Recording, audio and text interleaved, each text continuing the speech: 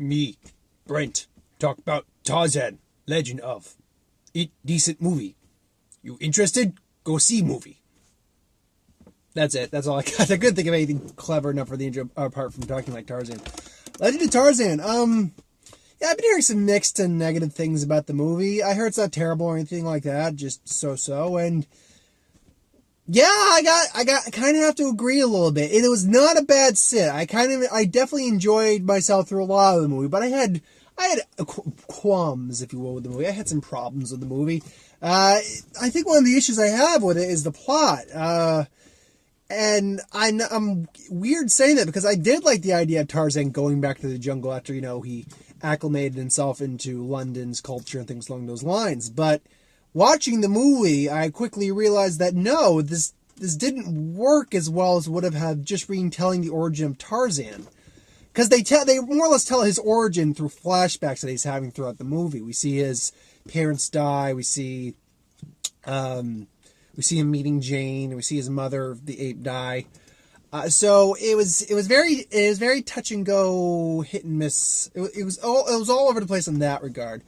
That being said, there are some touching scenes in that moment. There's a good scene. There's a scene with Samuel Jackson, Alexander Skarsgård, and some elephants that I actually had a bit of a nice tug. Nothing that was making going, oh my god, but it's just a nice little tug at your strings moment. And then when his gorilla mother dies, then that one tugs at the screen. It strings that tugs at your heartstrings a bit more.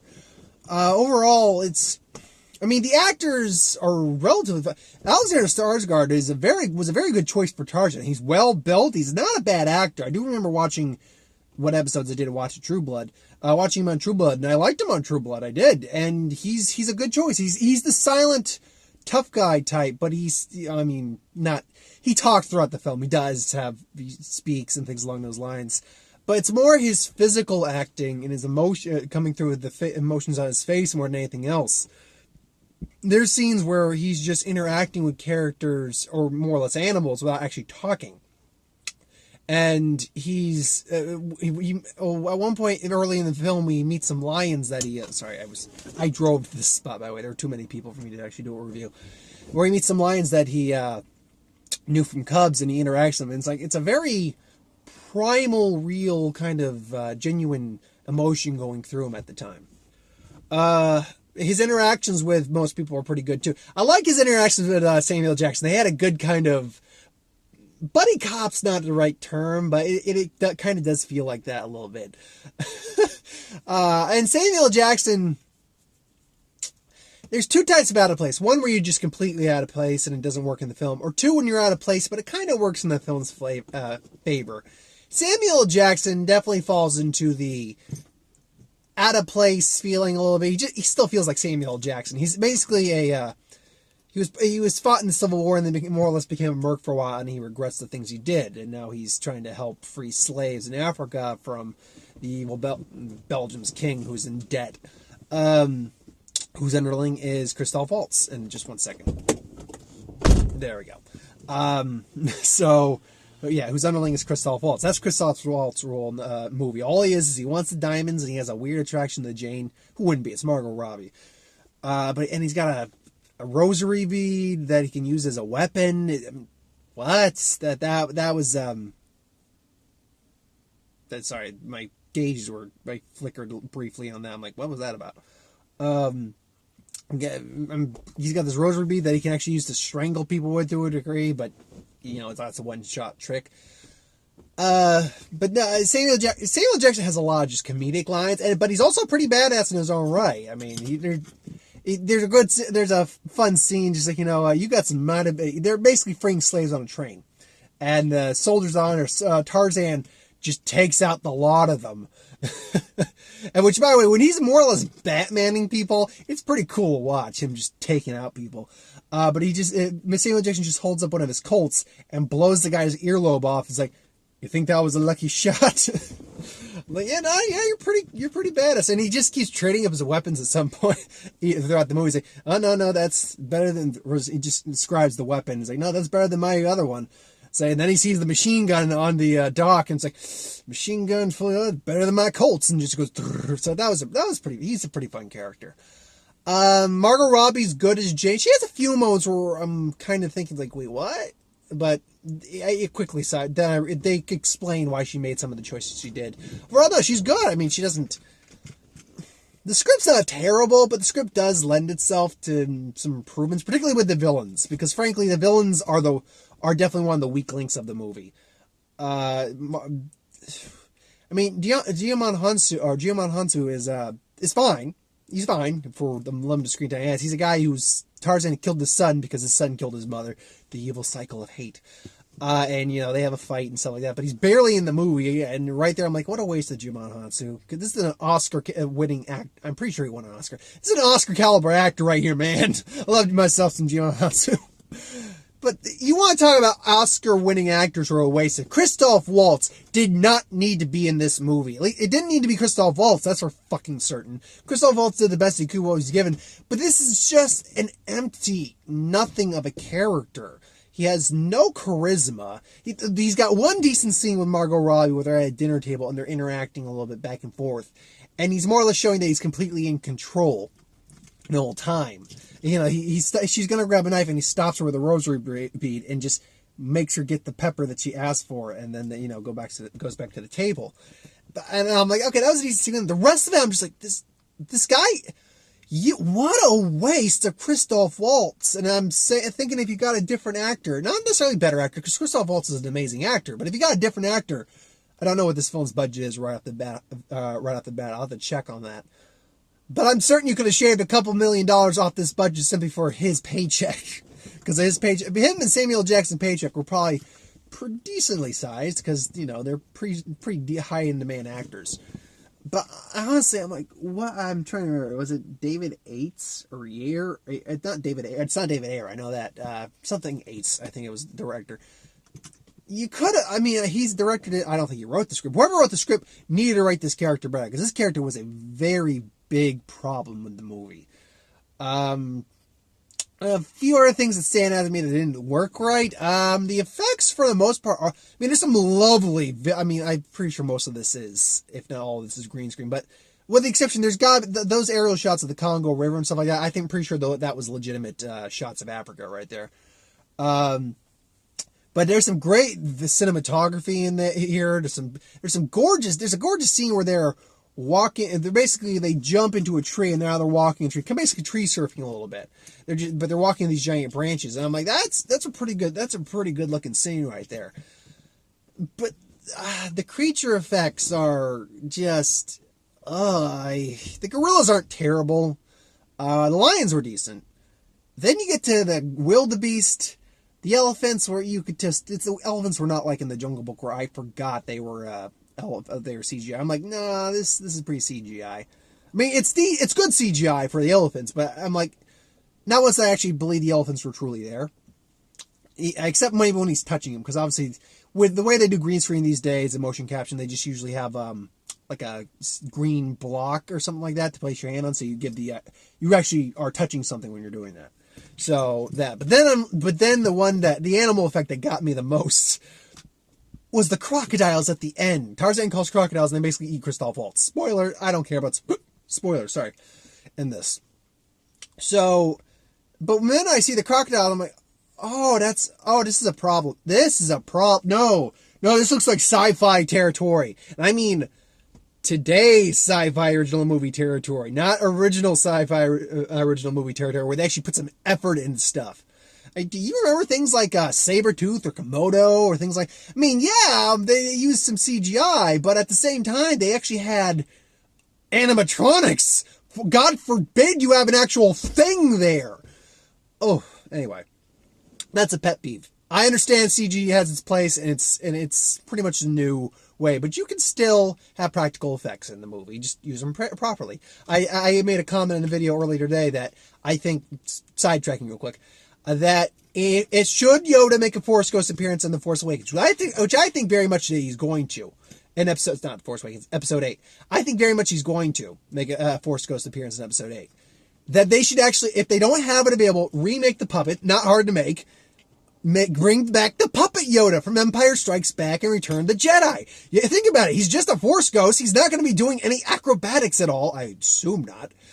He's just going to be sitting there giving advice. Why not have the puppet be the Force ghost? Wouldn't that be an awesome throwback if fans just be like, holy crap? But I digress. You can tell I digress. I mean, overall, it's the story, the pacing, it's told fine.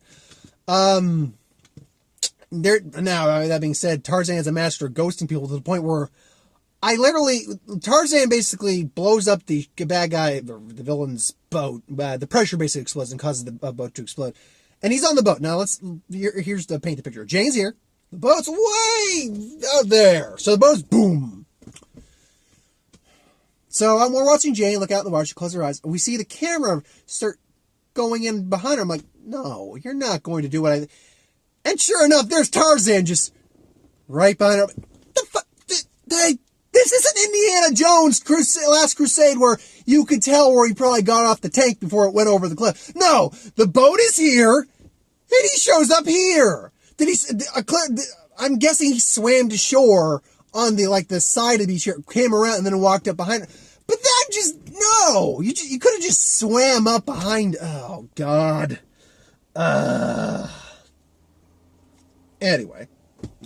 The action's fine. I mean, there's some great, physical movement done with Tarzan, and they explain a lot about Tarzan himself. Like, when they go to his estate in London, and when his wife, when Jane's kind of giving a lecture, the kids all go to him to ask some questions, and he obliges. Look, his hands! And immediately when I originally saw it, I'm like, oh, he does that out of habit now, because he was just raised like that. But no, he actually explained, quite so, that his hands, because he grew up walking on all fours, it causes the bones to form differently. So he briefly does that, but then when he goes on the ground, he shows how his knuckles kind of dig into the ground like that. So I'm like, okay, that's actually a cool way to explain it.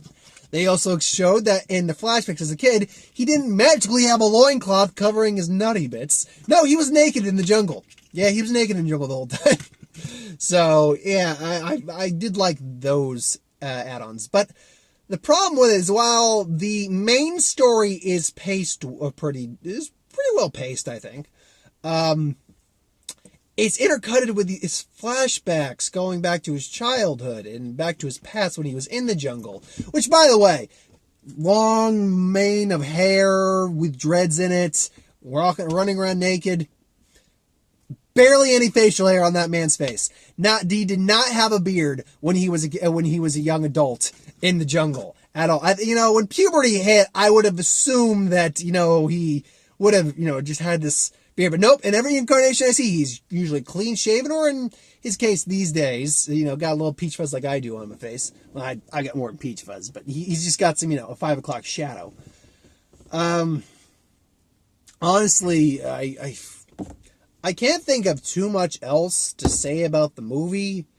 It's not, I can say this, it doesn't set up for a sequel. And there with the end of the movie, yeah, I've already spoiled this, so the end of the movie they make a mention that they lost the baby at one point.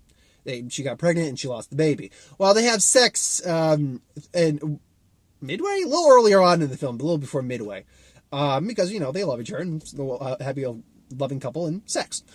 And they cut to 1 year later, and I'm like, and I even thought this in my head beforehand as well, that she's going to be pregnant and they're going to have a kid and all that stuff. And sure enough, yay! Now that being said, I mean, it's possible. I know women who are walking around, I haven't known women, but I've known of women who have walked around immediately after giving birth, just, okay, whatever. But at the same time, she literally gave birth probably about, 20 minutes prior? Probably was handling the baby, and then they brought the baby out to her father, and then she's there standing next to him, like, I'm gonna call a little bull into that. I think she'd be a little bit more, in pain, because giving birth is not a pleasant process. But I don't know. Overall, what would I give the movie for ratings? Because I can't think of too much. I mean, the landscape effects were pretty good. but the creature effects were a little all over the place. I did like there was one scene where he was Tarzan fought his former brother gorilla, and he bit Tarzan, and they're suturing up the wound with ants. They're using the ants animals to suture up the wound. So I'm like, oh yeah, that's clever. And then Tarzan sees like, are you eating the ants? Like, tastes like bacon. Like, yeah, no, give me a snake. Lots of good meat on a snake. And then he just Samuel Jackson, just so curious, tries the ant. So I thought that was Samuel Jackson has some legitimately funny moments in the film. I liked Samuel. He was definitely a comic relief of the film, and he had some good interactions with Alexander Skarsgård. In terms of my enjoyment, I had a decent time with the film. It wasn't anything terrible. Anyone who's curious to see it, a new Tarzan film, I'd say go out and see it. Absolutely. I think I'd probably give this about a 6.5. It's definitely above average. It's not amazing. Even if I didn't see anything wrong with the film, I probably wouldn't give it a 10 out of 10 just because there's nothing wrong with the film. There's problems with the film. No film's perfect. Even things that I love, like The Avengers or Dark Knight or Jaws, I can point flaws out if I really look. So, yeah. No, 6.5, I think it's above average. It's entertaining. I'd say give it a watch if you're interested. Give me 1 second. Light in the Ocean. Blade. I'm sorry. I'm trying to remember the movies trailers I got. Because I got 4 trailers that I hadn't originally gotten. And I wrote them down on my phone, and I forgot to look at it before. Yeah. I can remember 2 of them. And one of them is Light Beyond the Ocean, which is Alicia Vikander, Michael Fassbender, who I believe are a real-life couple, by the way. If not married, they're definitely dating. Who play lovers, and they lose their child. And then it's based off a novel. And then they work at a white lighthouse. Well, I was going to say White House, a white lighthouse. And this baby comes to them in a abandoned rowboat, and then basically they lost his fire, and they adopt it. Well, years later, they find Rachel Weisz. Rachel Weisz is the mother of this child, and now they have to deal with the conflict of possibly letting them know. 1 second, I want to make sure my light doesn't go out on me. 3, 4, 5, boom. Okay. They deal with the issue of coming to terms of giving the baby up, and they can't because it's like, I'm her mother and stuff. And you know what? I'm watching. I'm like, this is a heartbreaking stuff, man. I mean, I can definitely feel I can definitely feel the feels and the pain that these people would have to be going through. So, I mean, I'd probably be down to see it. It all depends on what else we got available that week or that time. I remembered one that was coming. Oh, man, I want to check my phone so bad. And then the other one I remember getting, and now I'm blanking out on it. Why? I just had it. Oh, this is a pain in the ass. Oh, well, I can't remember it, unfortunately, so, oh, well. Thanks for watching, though. I hope you enjoyed. Like, comment, share, subscribe. As always, if you want us to review something, put it in the comments below. Let us know. We'll do a review of it at some point. I'll be honest. Tomorrow, assuming I see a movie tomorrow, or whatever day I see the movie, tomorrow or Saturday, it's probably going to be the Swiss Army Man, because I really want to watch that. It looks interesting. It looks like an interesting ride. So I'm going to see Swiss Army Man either tomorrow or Saturday. So thanks for watching. I hope you enjoyed. And I will see you folks next time. Oh, yeah. Wait a minute. There we go.